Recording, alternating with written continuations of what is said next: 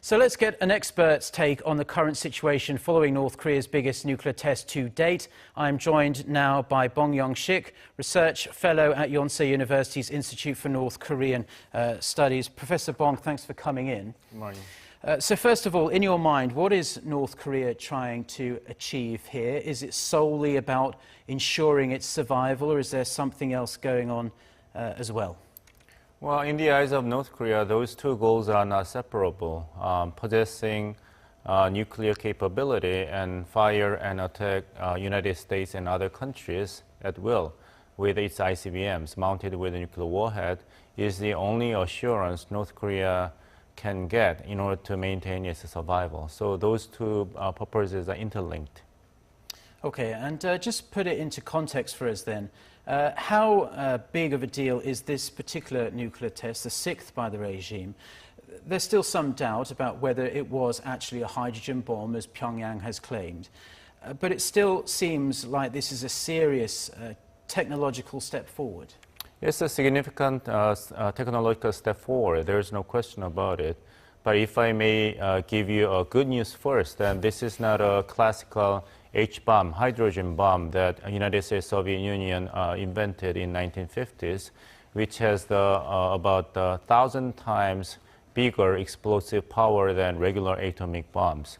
But according to the own estimate by Korean government, then the explosion in the sixth most recent nuclear test by North Korea is at least 5 times bigger than the explosion in the fifth nuclear test. So now you're dealing with about 10 times more powerful atomic bombs that were dropped in Hiroshima and Nagasaki. And another reason for concern, especially for South Korea, is that you can say that, North Korea has not mastered the re-entry technology or the miniaturization of nuclear warhead to be topped on the ICBMs with a long range. But North Korea can just instantly mount a nuclear warhead on Nodong missiles, which can attack South Korea and Japan. South Korea and Japan are already within the range of nuclear attacks by North Korea. It's an extremely dangerous situation. But let's take a look at the international reaction. President Trump has been using some typically strong language. He said just a few hours ago, "We'll see if the US attacks North Korea." He said fire and fury, locked and loaded, and even accused South Korea of appeasing Pyongyang on Twitter the other day as well. What do you think this all means? And also, as a sub-question to that, do you think the Trump administration has a clear and defined North Korea strategy?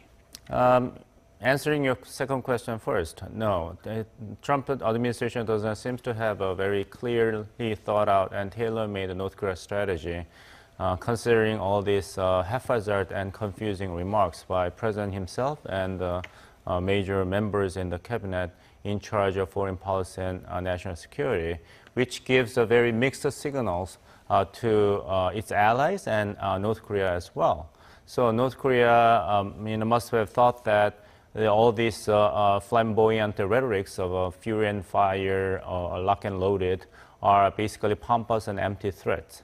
And South Korean government made it clear that it will do everything in its power to stop the possible occurrence of another Korean war on the peninsula. So the very premise of the North Korea policy by Trump administration, the maximum pressure and maximum engagement, is not viable in the eyes of North Koreans, because when military actions are not really on the table, all options are on the table, but some options are not available. So North Koreans do not have any reason to afraid of, United States and South Korea jointly take military actions.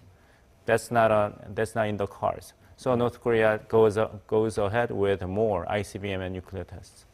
And let's turn to China then, very important to North Korea, biggest trading partner by far.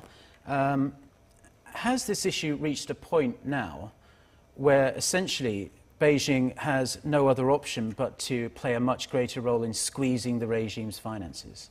Right. I would say that China would agree on, participate in the bigger squeezing action by international society on North Korea after the sixth nuclear test. But that does not mean that China is ready to abandon North Korea. Because for China, North Korea is kind of a stone in the shoes, like Taiwan is for China. So why do you want to, scrap your very effective strategic heart vis-a-vis the United States? So China will participate in the international sanction after this nuclear test, but that does not mean that China will be on the same page with the United States, South Korea, and Japan in terms of doing everything in their respective powers to, strangle North Korea. Yeah, it's not in China's national interest to see a complete collapse of the North Korean regime, it's fair to say. In regards to South Korea's response, President Moon Jae-in finds himself in a pretty tough spot at the moment. This is not a good season to be president in South Korea. Yeah, that's right. But he said that this latest nuclear test is going to further isolate North Korea. But how do you further isolate the biggest outcast in the world? Right. This monk is already on a strict diet, right? Yeah. So that reveals a very sad, harsh reality that South Korea has to deal with. South Korea, unfortunately, does not have independent capability to initiate major change of behavior on the part of North Korea. So rather than trying to be on the driver's seat, when South Korea does not have the car key to drive, South Korea needs to take time to build its own strategic asset and political influence to set the agenda that will be satisfactory to all parties involved.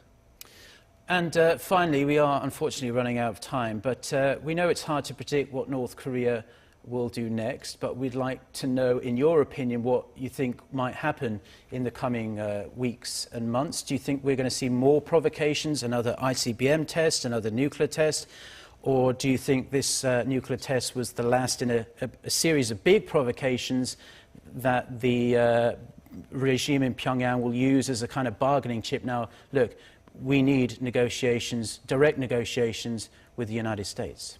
On this nice Monday morning, I have to leave you with the bad news. North Korea will continue all the provocations and continue to test ICBMs and nuclear weapons because North Korea will only agree to have diplomatic talks with Washington after it will have completed its ICBM and nuclear weapon development in order to negotiate with Washington from the absolute position of strength.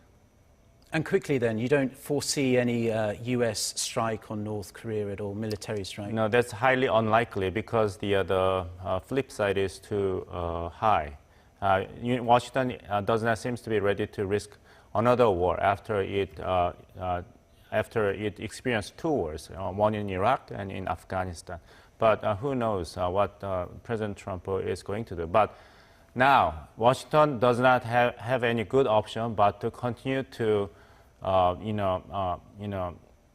propose diplomatic talks with Pyongyang. Yeah, well, we hope that obviously we don't see a conflict on the Korean Peninsula, and perhaps we can get some movement in the right direction in the coming weeks and months, but it's not looking too great. We'll have to leave it here for now, though. Professor Bong, thanks for coming in. You're welcome.